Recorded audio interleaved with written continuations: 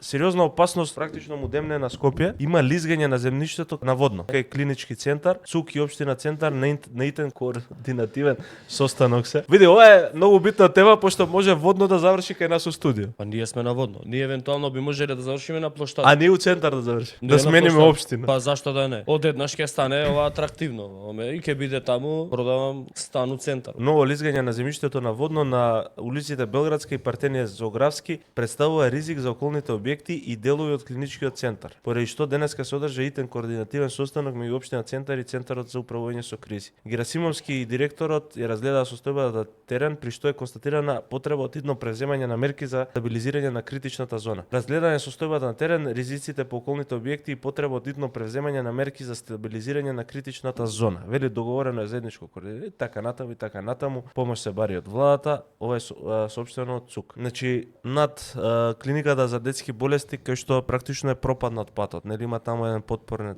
зид. Веројатно овие обилниве врнежи на дожд на некој начин ја влошиле состојбата. Моја претпоставка е затоа што никаде не беа објавени фотографии од точните локации. Не знам ова колкава е практично опасноста од ова што денеска се разговарало, но чим институциите влегуваат у ваква дискусија, веројатно постои некаква посериозна опасност за граѓаните.